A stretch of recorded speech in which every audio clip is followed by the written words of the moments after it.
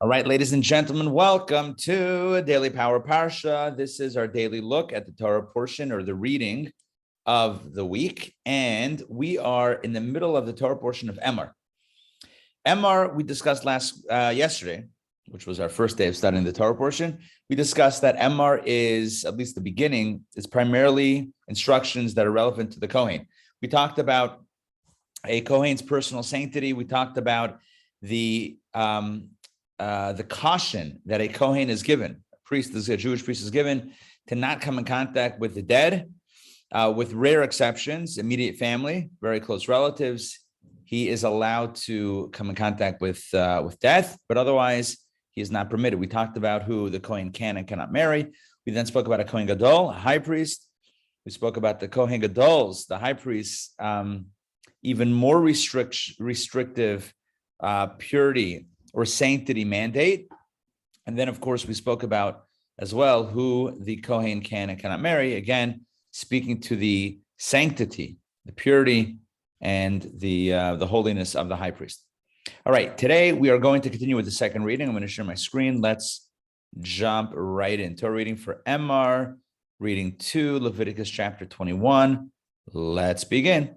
And the Lord spoke to Moses, saying, speak to Aaron, saying, any man among your offspring, so this is a message for Aaron, i.e. the high priest, any man among your offspring, the Kohanim, the priests, throughout their generations, who has a defect, in the Hebrew it's called a mum.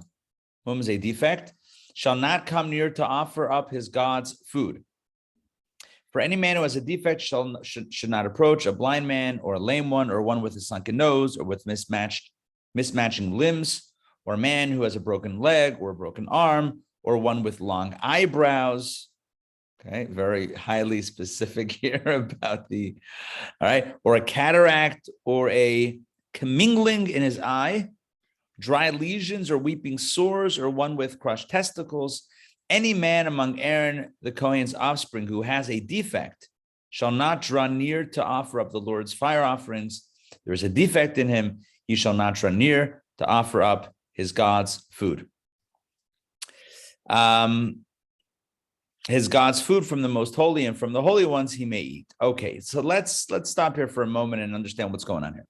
Essentially, what the Torah is talking about is if you have a Kohen, which Kohen is fit to serve in that public-facing service experience.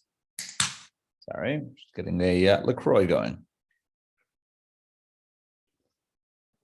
So the question is, which Kohen is the right Kohen to serve in that capacity? And essentially, the Torah says that any Kohen who has a mum, who has some sort of outward blemish, as was listed in this list of so-called blemishes or defects, that person should not serve. Now, coming from a guy, speaking about myself, who wrote a book on inclusion. All right, let's be frank here. Coming from a guy who wrote a book on inclusion and the Jewish approach to inclusion, and certainly the Rebbe's approach to inclusion, where the Rebbe spoke of not special needs, but people with special abilities, and etc. So it is a little bit challenging to contextualize, to understand, to make sense of these verses.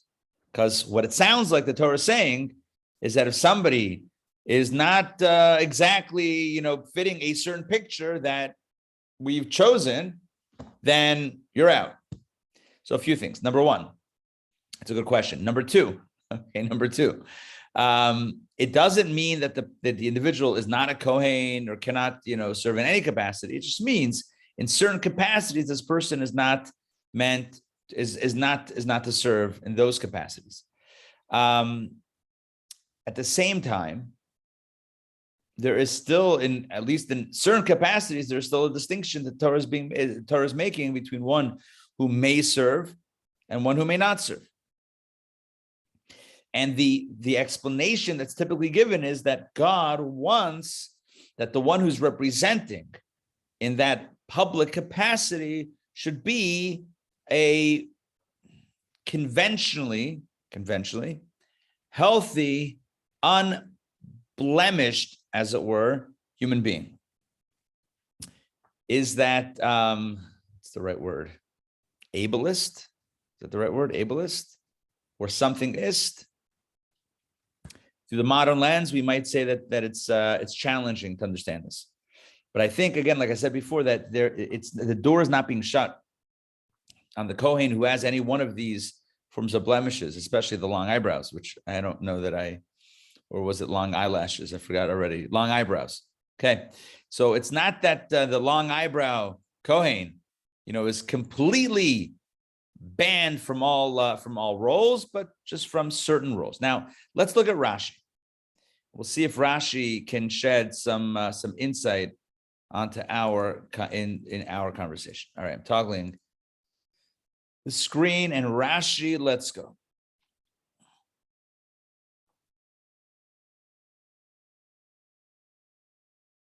Okay, here we go. The meaning here is that it is not fitting that you should approach. Okay, let's skip to the end of the Rashi. This is a line that I want to share. Just as an animal with a defect is not fitting as an offering, neither is a person with a defect fitting for presenting. So that's a bit of framing. You already have some framing. In other words,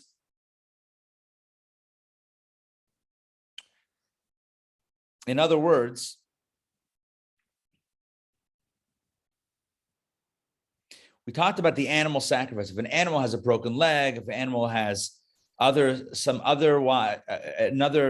health challenge, that animal is not fit to be brought as an offering. Why? Because you want to bring an animal, you want to bring an offering to God, you want to bring a gift to God, something that is as perfect, if you will, as possible, as unblemished as possible.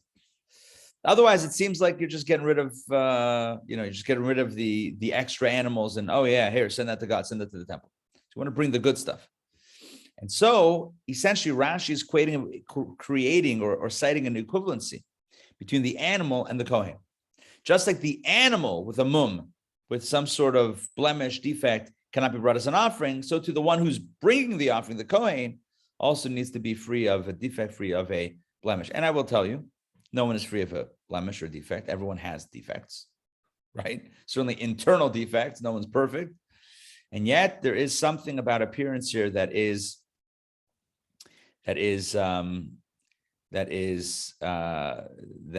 desired by God.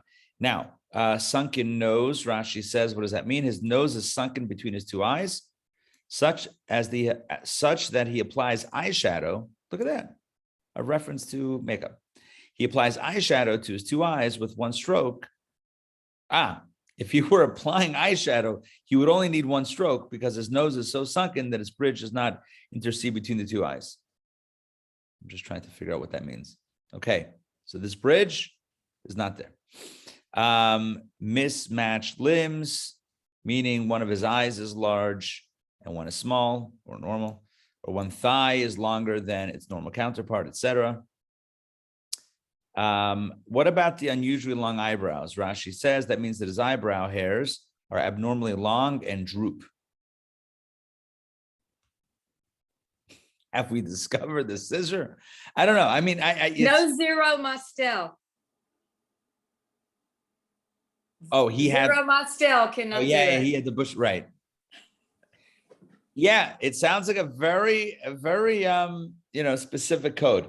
It's interesting.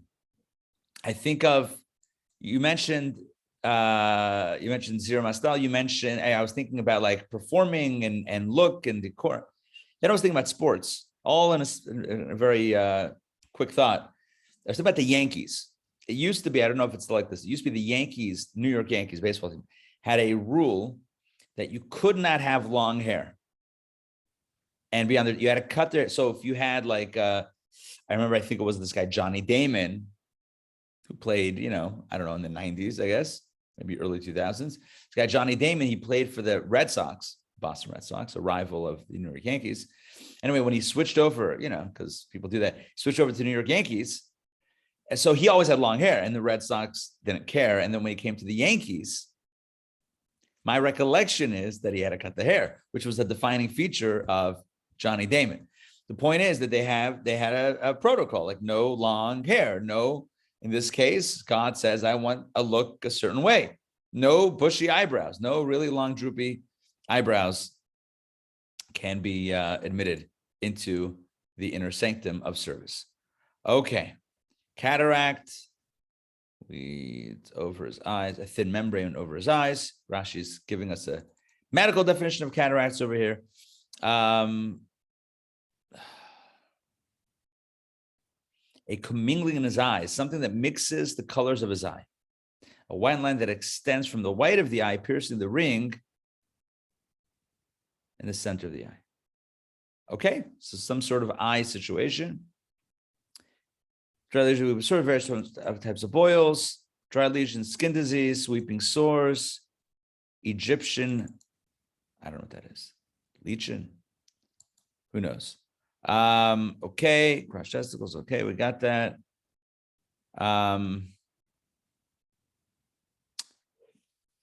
All right. This includes other types of defects. When the Torah repeats any man who has a defect, it's referring not exclusively to those that were just specified, but it includes other types of defects not specified in our passage. Rashi says there's a defect in him, and Rashi explains as long as he has the defect, he is unfit for the holy service. However, if his defect goes away, he is fit to serve. There's another line in Rashi that we skipped. I remember now that we skipped before. I was thinking about going over again. Rashi says a rhetorical question. Were you to offer it to your governor, would he accept it or would he favor you? In other words, ask the question like this. If you were sending a gift to the king, who would you send? And as essentially God says, I want the same status. Again, in our modern sensitivities and sensibilities and values, we have to look this up. Listen, if anybody wants to take a look, there may be very well maybe. Oh, hey, Mark. There may be a write-up somewhere on maybe Chabad.org, something that gives a little bit more context. If you find something, let me know. We can even do it in this in today's section. Okay, we are up to. Can I say something? Yeah, for sure. It seems to me now doesn't say this, and this is a stretch here, but it seems like the Chabad response would be that the Kohanim, they represent the Levites, they represent everybody before God. And they could also represent the infirm that are not capable. So instead of delineating between somebody that couldn't walk up there, they just say everybody with a defect, nobody can go, and the high priest will represent them as well. I know that's a stretch. Yeah, I hear that. It sounds like a Chabad stretch. So. Yeah, well, hey, and that's the best kind, right? Yeah, no, I hear that, and I think there's some truth to that. It's certainly a concept that would challenge our more modern sensibilities, but I think that's I think that's true what you're saying. In other words, on some, there will be some that will not just physically will not be able to do the service. So therefore, maybe instead of differentiating on that level, maybe there's a larger differentiation that's made, and you're right that everyone is covered or included in that on that level. Okay. All right, let's jump into, let me see, what was the last verse we did? We did verse 21. Okay, back inside. I'm going to toggle Rashi off. Let's get back to verse 22. His God's food from the most holy and from the holy ones he may eat. In other words, the Kohen with the blemish, with the defect, is allowed to eat from the sacrifices, like as I mentioned before, like every other Kohen. But he shall not come to the dividing curtain, nor shall he draw near to the altar, for he has a defect. And he shall not desecrate my holy things, for I am the Lord who sanctifies them. Basically, the Kohen is a Kohen in all other areas except for performing the service, which, by the way, was not done by all the Kohanim anyway.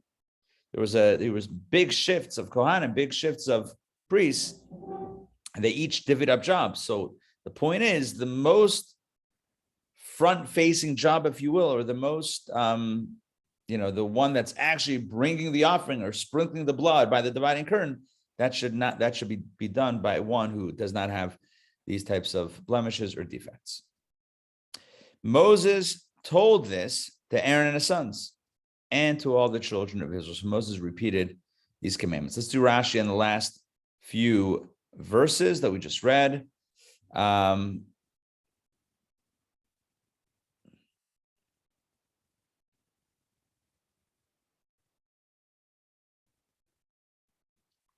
Rashi gets into why the Torah is repetitive over here. Bottom line is he's allowed to eat from the most holy offerings and from the holy ones, the less holy offerings. He's allowed to, the Kohen with a defect can eat from any of the offerings, 100%, not a problem. But he shall not come to the dividing curtain to sprinkle the 7 sprinklings of blood toward the curtain, nor come to the altar. That refers to the outer altar, which was where the animal sacrifices were brought. If a Kohen with a defect did perform the holy service, Rashi clarifies, his service is considered desecrated and thereby deemed invalid. The question that Rashi is addressing is, okay, so it's not ideal that a Kohen with a defect should perform the service. What if he did? What if it already happened? Then what? Is it still, is it fine? Like he shouldn't have done it, but it's okay? Or do we say, nope, it's invalidated? The answer is, it's invalidated. Moses told this to Aaron and to the people. What did he speak? Says Rashi, he's told them this entire commandment, all the laws of the Kuna detailed this passage, all of the laws relating to the Kohanim, who they can marry, who they can and cannot become in contact, which type of dead body they can or cannot become in contact with, and of course these laws of defects and blemishes, etc. Why did Rashi ask when the Torah tells us that Moses told this to all the children of Israel? The question is why? Why command all the children of Israel about laws pertaining only to Kohanim? So that the courts of law comprising non-Kohen judges should warn Kohanim of defects and separate themselves from the holy service. In other words, it's good that people know so that they can also be, what's the word I'm looking for? They can also be appraised of the law, not appraised. They should also be, aware of the law.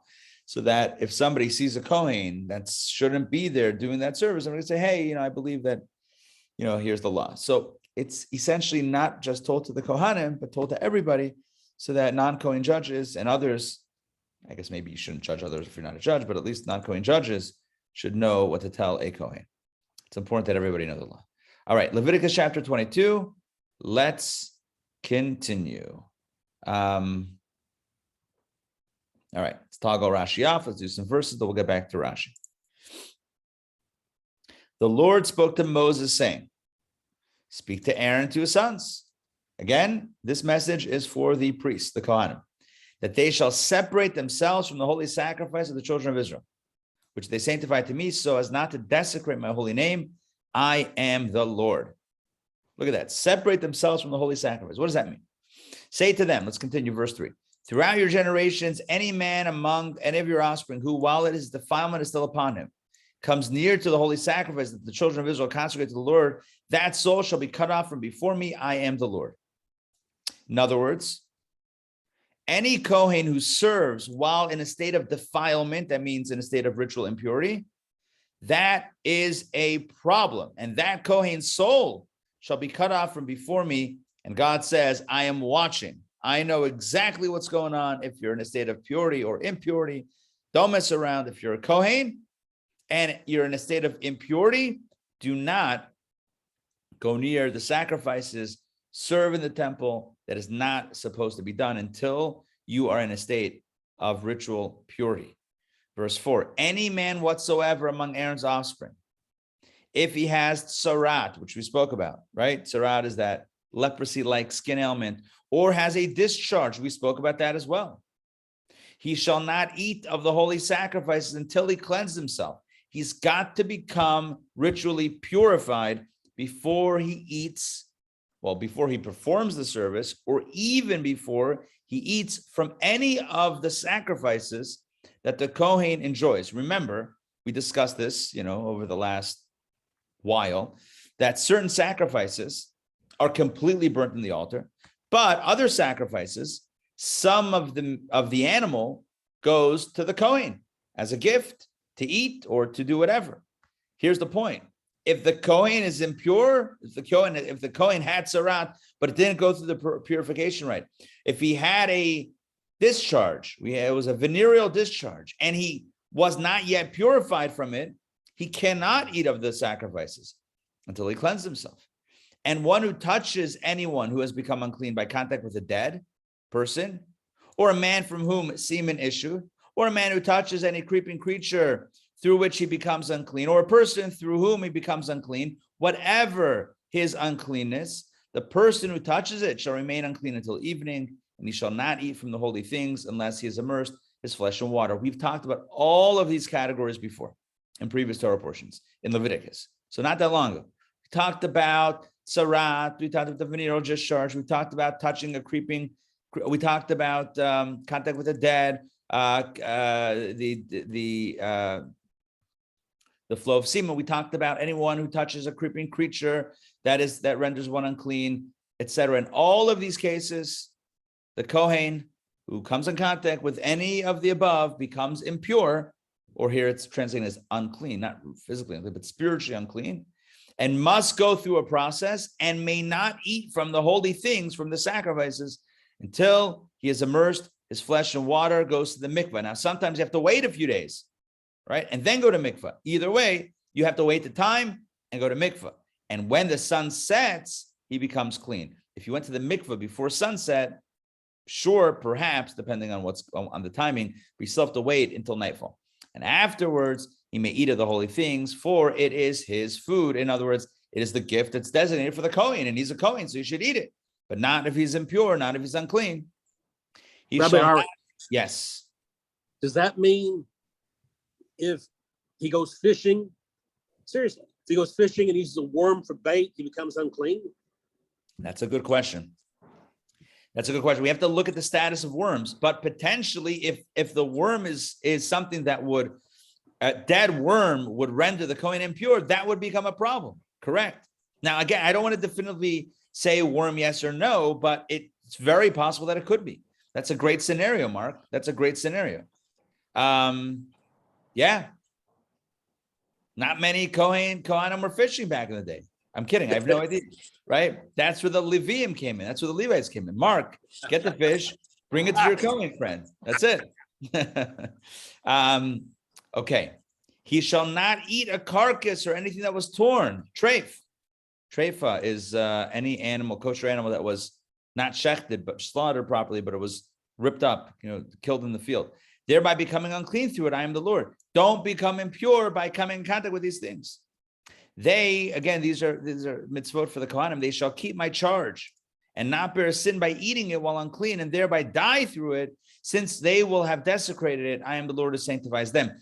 Don't eat the holy sacrifices while in a state of impurity, or else it might not be good, right? Or else they might thereby die. That's a pretty strong warning. Now, the warnings move on from a Kohen who's impure to a non-Kohen. You ready for this? Verse 10, no non-Kohen may eat holy things. Not only a Kohen who's impure can't eat the holy things, a non-Kohen, don't even try, right? I'm an Israelite. I'm just a regular Joe, right? And so the Torah warns me and others, many others, do not eat of the sacrificial meat. Oh, well, now, time out. 1 second. Hold on. Certain sacrifices were eaten by the one who brought it, even if they weren't a Kohen. That's fine. What we're talking about here, the holy things, are the parts of the sacrifice designated for the Kohen. No non-Kohen is allowed to eat that. A Kohen's resident and his hireling may not eat holy things.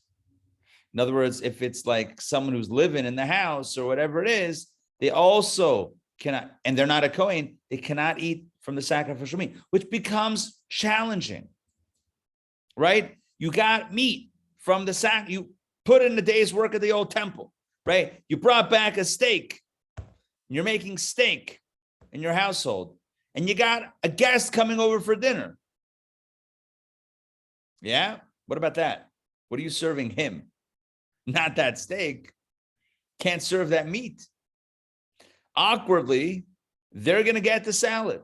That's it. Sorry, you can't eat that meat. I'm kidding about the scenario. Obviously, it's but the point is, that's what the Torah is saying, that if you're temporarily staying at the Kohen's house, you don't get to eat the Kohen's special sacrificial meat because you're not a Kohen. unless you're a Kohen, and then it's fine. But if you're not a Kohen, you can't eat that. No non-Kohen, even if they're in the house, is allowed to eat from the Kohanic offering, gift of meat, holy offering meat. All right, back inside. Let's continue. And if a Kohen acquires a person, that means an indentured servant, an acquisition through his money, then this servant may eat of it. And those born in his house, they may eat of his food. Why? Because this is not somebody that's working in the house. This is somebody who's part of the family now, right? The indentured servant is now part of the family, part of the mishpacha. He is, listen to this, verse 11, he is allowed to eat. This person and his family may eat of his food because they're so part of the family that they can eat of the sacrificial food. They almost become Kohen status. That's a pretty cool status law. Next, verse 12. If a Kohen's daughter is married to a non-Kohen, so her dad is a Kohen, but her husband's not. So what's her status? She may no longer eat of the separated holy things. She can't eat. So when she's growing up in her dad's home and her dad brings home meat from the temple, she's allowed to eat it. When she gets married to if she gets married to a Kohen, fine. But if she gets married to a non-Kohen and she's visiting her, going to mom and dad's for dinner, she cannot eat of the holy offerings. But, verse 13, if the Kohen's daughter becomes widowed or divorced, right? So she married a non-Kohen, but then either the husband passed away or they got divorced, and she has no offspring. So in other words, nothing that's tying her to that relationship. She may return to her father's household as in her youth and eat of her father's food. But once again, no non-Kohen may eat of it. That is the general rule. Now, what if it happens by accident? What if a man unintentionally eats what is holy? Whoops, I thought this was just a regular steak. I didn't realize it came from a sacrificial offering. So what do you do now? He shall add a fifth to it and give the Kohen the holy thing. In other words, he essentially gives the equivalent of the meat that he misappropriated, like he shouldn't have eaten that meat. So let's say it's a $20 steak. So he should give 20 plus an extra fifth. And this is a little bit vague. Who's the they? We'll get into the commentary here. They shall not desecrate the holy things of the children of Israel, those that they have set aside for the Lord, thereby bring upon themselves to bear iniquity and guilt when they eat their holy things, for I am the Lord who sanctifies them. Essentially, the simple understanding of verse 15 and 16 is that the priests, the Kohanim, should not desecrate the holy things, the offerings, those that have been set aside for the Lord, essentially, that they're eating, by doing it in a state of impurity or by others eating it if they're not a Kohen. All of these things would be problematic. All right, let's go back to Rashi. Let's see if we can get some Rashis in. I don't believe we did any Rashis. Oh, whoops, I hit the wrong button. Sorry. Try that again. I don't believe we did any Rashis on chapter 22, so let's jump in over there. Okay. Yeah,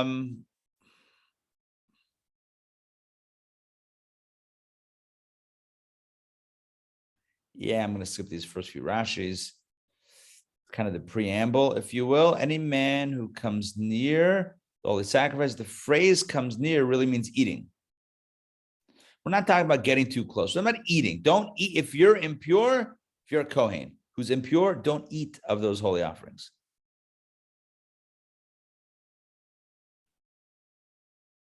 Which context? While the defilement is still upon him, meaning while the person is still in a state of uncleanness.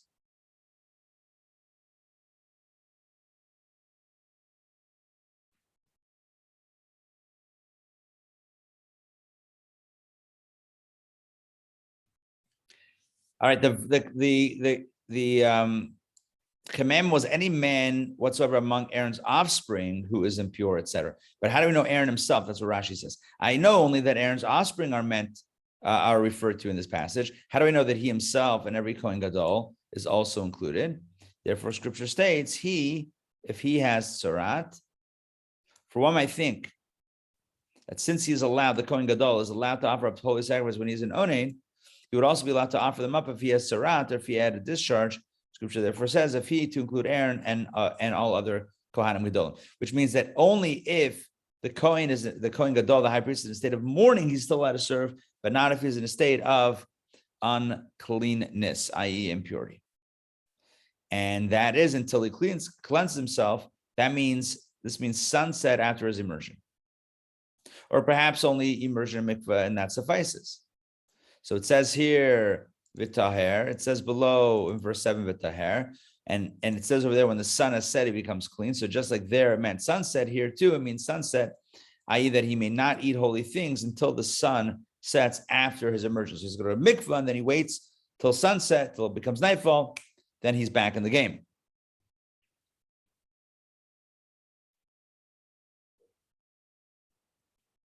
All right. Any through which he becomes unclean. The minimum size of a part of a creeping creature through which contact one is rendered unclean is namely through the volume of a lentil. It's a very small amount. So Mark, I don't know how big. Remind me, how big are the bait worms? They're you cut them up into pieces? They're bigger than a lentil. Yeah. Bigger than a lentil. Okay. Yeah. Well, there you go. And by the way, a creeping creature, yeah, is that a worm? I don't know, but it's got to be close to the worm family, if not for sure including it. But again, that would require specific research on specific items, or a person, a corpse. That is to say, cleansing after contact with the dead body takes place only after immersion and sunset on the seventh day, and also paraduma, red heifer, but that's not mentioned here. Through which he becomes unclean.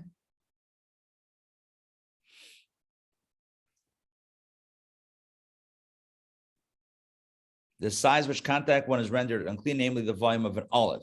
So when it comes to creeping creatures, it's a lentil, which is smaller. When it comes to contact with a dead body, a human body, it's coming in contact with a part of the body that's larger than an olive, which means, I don't want to get gross, but if there's like a small piece of the body that's less than the size of an olive, it does not render one unclean or impure. Whatever is uncleanness, this comes to include one who comes in contact with a man or a woman who has a discharge, or with a menstruated woman, or with a woman who has given birth. In all these cases, there is an impurity. We discussed this again in Leviticus. All of these cases were discussed in Leviticus, in Vayikra, previously in previous Torah portions. The point here is someone who touches that person also becomes impure, and thus, if they're a Kohen, they cannot eat of they can't do the service or eat of the sacrificial meat.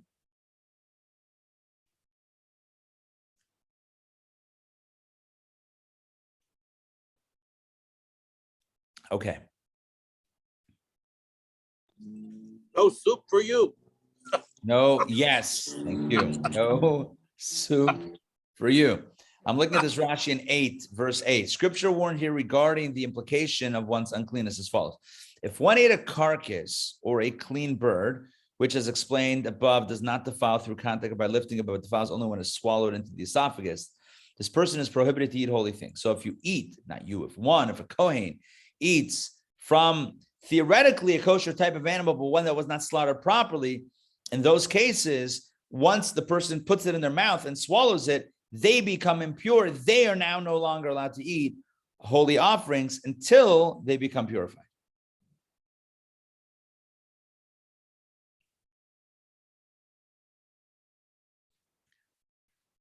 Okay. They shall keep my charge and not bear the sin by eating it and thereby die through it. Rashi says, we learn that it is death by the hands of heaven, which is meted out through it, meaning that the sin of eating while unclean, if the Kohen eats an offering while in a state of impurity, that brings about the death penalty by itself without any other prerequisites, just such as witnesses a warning that could only be by death, that could be only death by hands of heaven, that doesn't require the protocols of a court. Basically, God says, I'm going to take care of it. Not in a good way, in a negative way. Okay, no non-Kohen may eat it. This is referring to Truma.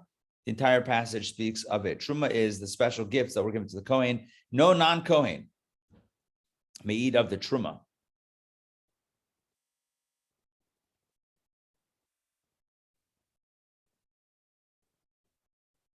Okay, we made a distinction between the hireling, the resident, and the hireling. That means a temporary worker in the Kohen's house may not eat of the holy things, whereas the Kohen, if the Kohen acquires a person, if that's a more indentured servant, then that person is allowed to eat from the special gifts to a Kohen.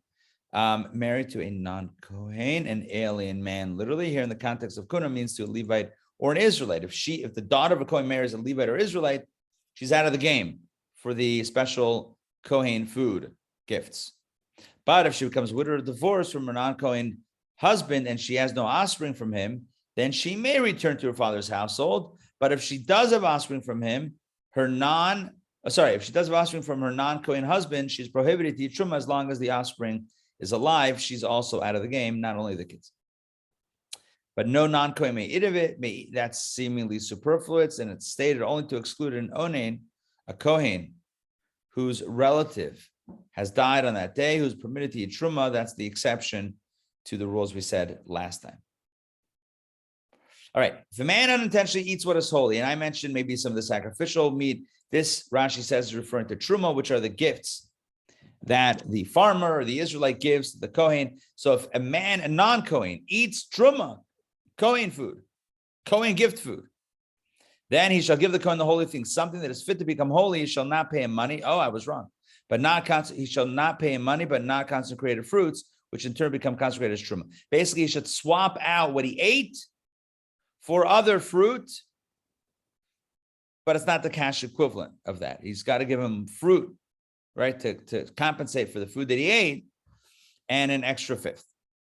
And they shall not desecrate the holy things by allowing non-Kohanim to eat of it, thereby bringing upon themselves to bear iniquity and guilt.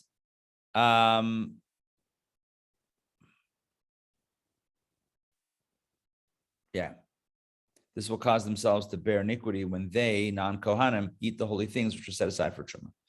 Okay, all right, sounds good. Let's go on to reading 3, and let's see how long this one is. Okay, it's decently long. Let's do a few verses at least, so that tomorrow we can fully catch up. Leviticus chapter 22, and the Lord spoke to Moses, verse 17, and the Lord spoke to Moses, saying, speak to Aaron and to his sons. Again, we have here a message for the priests. But it also says, and to all the children of Israel, which means that everyone's got to know this. This is for the Kohanim and non-Kohanim, and say to them, any man whatsoever from the house of Israel, from the stranger among Israel, who offers up his sacrifice for any of their vows or for any of their donations, that they may offer up to the Lord as a burnt offering. So essentially, if anybody brings a burnt offering to be favorable for you, it shall be, in other words, in order for your burnt offering to be accepted, God is saying, you want a burnt offering is the olah. That was the first offering we learned at the beginning of the book of Leviticus. A burnt offering is not an obligatory offering. It's a voluntary donation offering. It's a person says, I want to bring a gift to God. If that's the case, here are the type of animals that can be brought for that. So if you want it to be favorable for you, if you want God to like it, then it shall be, this sacrifice shall be an unblemished male animal from cattle, from sheep, or from goats. Any animal that has a blemish, I mentioned this before, any animal that has a blemish, you shall not offer up, for it will not be favorable for you. And if a man offers up a peace offering to the Lord, so that was a burnt offering, right? Burnt offering is where the entire animal pretty much is burnt on the altar, and God is delineating or detailing which animals should be brought for that. Next, if a man offers up a peace offering, the peace offering is the one that part of it goes on the altar, part of it to the Kohen, part of it to the one who brought it.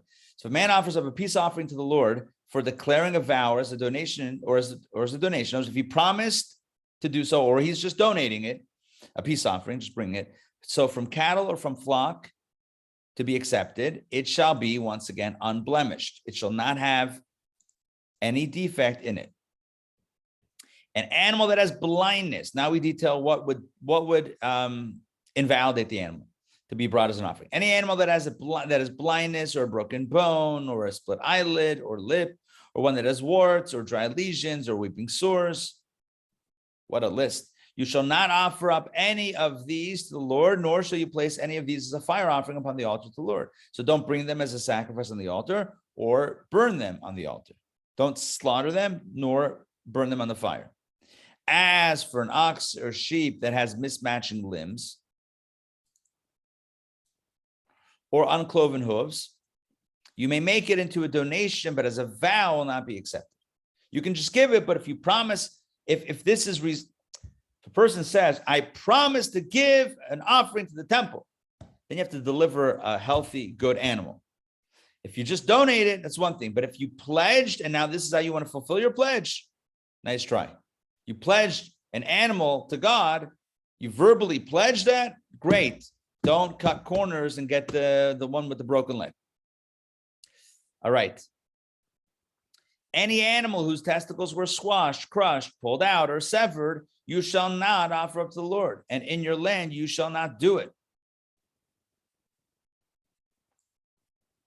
That means do not compromise the reproductive organs of the animal. Bob Barker, remember him? Price is Right. Bob Barker would always say, the end of a show, have your pets spayed or neutered. Goodbye, everybody. That was his sign off. And Torah says, not so fast. Not so fast. Compromising for lack of, just to keep it modest here, the reproductive organs of a male animal would be problematic. Simply stated. That's what the Torah tells us here. Right? In your land, you shall not do it. Shouldn't be brought as an offering, and in your land, you shall not do it. Even doing it itself is not good. And by the way, what if somebody who is not Jewish wants to bring up this type of animal? Also not okay. And from the hand of a Gentile, you shall not offer up as food for your God any of these blemished animals. For there are injuries upon them. The animals are injured. There's a defect on them. They will not be accepted for you. Even though you might think, you know what? This guy didn't have to bring an offering. He's giving an offering. He's going above and beyond. Let's just take it. Let's take it. We'll be nice. We'll take it. No, God says the standard that I apply to you applies to everyone. You don't bring a blemished animal, and no one else can bring a blemished animal either. I think we can finish this off. Let's actually finish off the reading quickly. The Lord spoke to Moses, saying, when an ox or a sheep or a goat is born, it shall remain under its mother for 7 days, and from the 8th day onwards, it shall be accepted as a sacrifice for a fire offering to the Lord. In other words, you cannot bring an animal younger than 8 days old. Bris is 8 days, right? So 8 days is like a measure of, what's the word I'm looking for? When we're stability or health or viability, both of the child, the human child, as well as the animal child, a new animal that's born. Also 8 days, you get viability. All right, now theoretically, it can be brought as an offering. Not suggesting that that's the way it was done. Certain animals have to be a certain age, etc. But the minimum age is 8 days. An ox or sheep, you shall not slaughter it and its offspring in 1 day. You cannot slaughter an animal and its child. That's cruel. And when you slaughter a Thanksgiving offering to the Lord, we call that a turduckle. I'm kidding. When you slaughter a Thanksgiving offering to the Lord, it's a carbon toda. You shall slaughter it so that it should be acceptable for you. It shall be eaten on that day. Do not leave it over until morning. I am the Lord. Now, as we summarize this, God says the following 3 verses: you shall keep my commandments and perform them. I am the Lord. You shall not desecrate my holy name. I shall be sanctified amidst the children of Israel. I am the Lord who sanctifies you, who took you out of the land of Egypt to be a God to you. I am the Lord. Okay, I know we did that quick. Let's see if we can pull out some Rashis, and then then we'll close it out.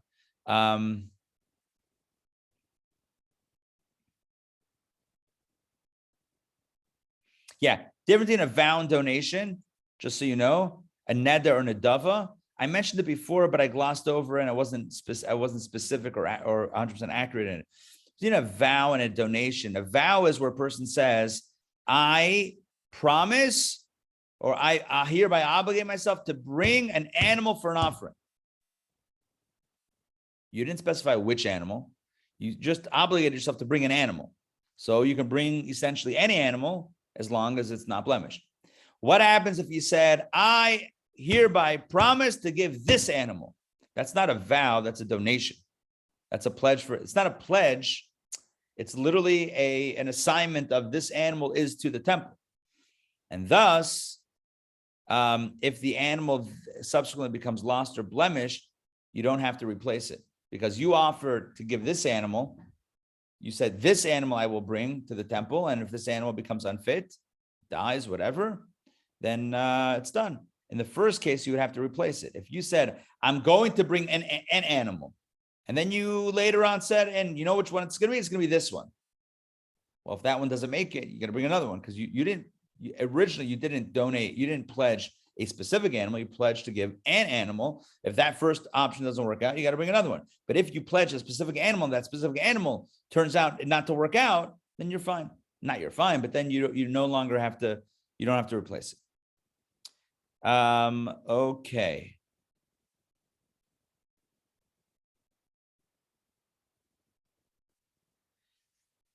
Declaring a vow, Rashi says, verbally designating a particular animal. If he designated it merely in his mind, it does not obligate him as a vow. So that's a powerful lesson about in the head versus what's in our head versus what we verbalize. Blindness, broken bones, split eyelid. Rabbi Ari, Yeah. isn't this what caused the destruction of the temple? Yes. We'll get there soon. We'll get there soon. I wanted to mention that. Yeah. Good. Oh, the split eyelid. Yeah. Yes, or lip. Correct. Yes. This one right here, this blemish. That and another verse that we read today. Let's actually skip that because let's fast forward a little bit. Mismatched limbs, uncloven hooves. So it can be sold and it's money donated to the maintenance of the temple, but you can't actually bring it to the altar. Now, regarding the testicles that were squashed, crushed, pulled out, severed, not to be offered and not to be done in your land, Rashi says, this thing to castrate any livestock or wild animal, even of an unclean species. In other words, even a non-kosher animal should not be castrated. No, that's the end of the sentence, should not be castrated. This is why a verse says here in your land to include any species found in your land. Let's continue. From the hand of a Gentile, same thing applies. From the hand of a foreigner. If a non-Jew brought a sacrifice and handed it over to the Kohen to offer it up to heaven, you shall not offer on his behalf any blemished animal.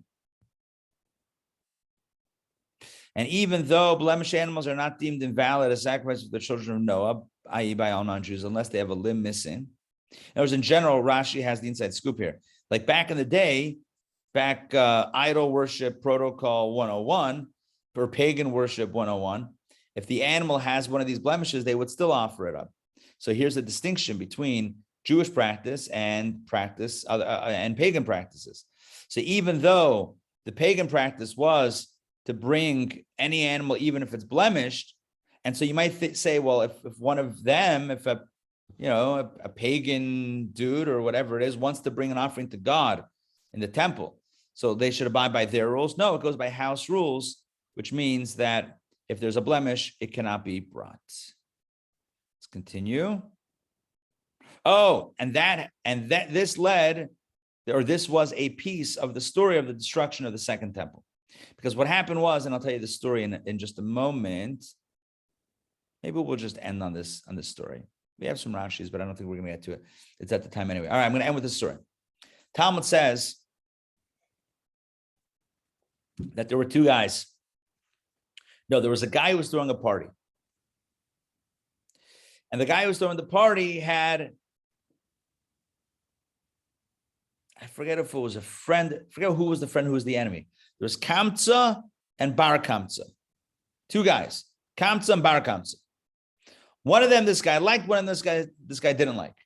He told his assistant, invite this guy, don't invite that guy. Well, whoever the assistant was, like me, mixed up the names. Like, whoops, who was it again? Was it Kamsa or Bar Kamsa? Who was supposed to get the invite and who was supposed to get the disinvite? Who gets the you're invited? Who gets the you're not invited over my dead body, right? Who gets what? So the assistant switched it up, right? Good old mistake. I think it was Bar Kamsa that was not the friend. So Bar Kamsa, I think he came to the party because he thought he was invited. And the host sees him and he says, "What are you doing here?" He says, "I got an invitation." He says, "It was a mistake. You're not invited." The guy says, "Okay, I'm sorry. Sorry that there was a mistake. Sorry for miscommunication. But if it's okay, I'd like to still stay at the party." He's like, "No, you have to leave." He's like, "Listen, I'll pay for my food, but let me stay." "No, you have to leave." "I'll pay for half the party. Let me stay." "Nope. I'll pay for the whole party." "Nope, I'm kicking you out." Security calls. And they take him out. I believe it was Bar Kamsa. They took him out of the party. He got so upset. That no one did anything.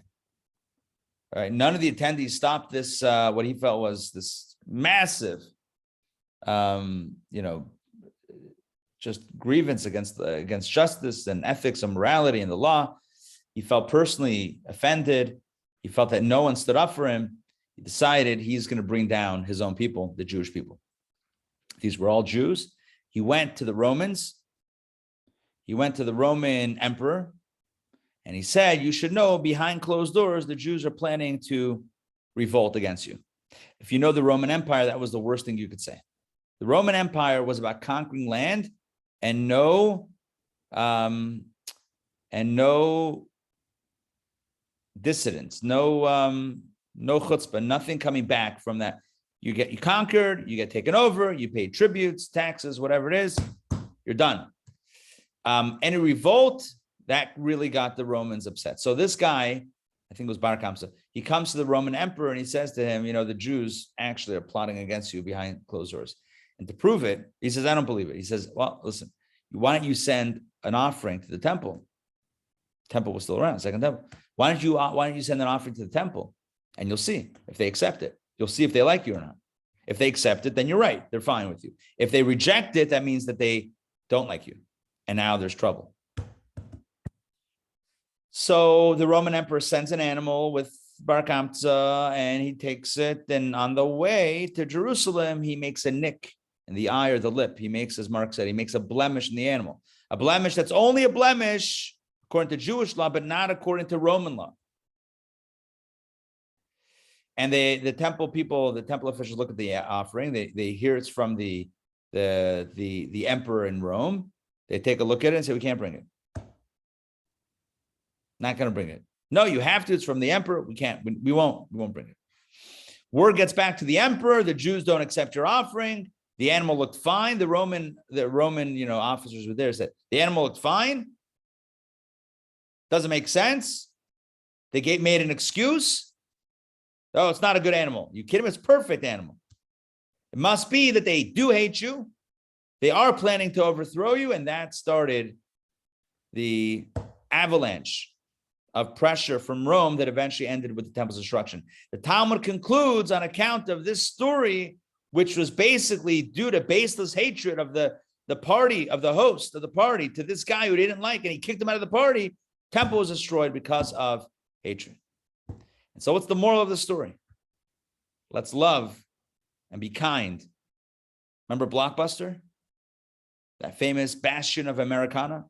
Be kind, rewind. But it's not about the videotape. It's just about life. Be kind. Rewind. Okay, maybe forget rewind. Be kind. Be a mensch. Be good to others. And if you want to know some specifics about how to be good in a uniquely Jewish way, join me tonight for our new course called Beyond Right. It is an amazing course. You're going to love this.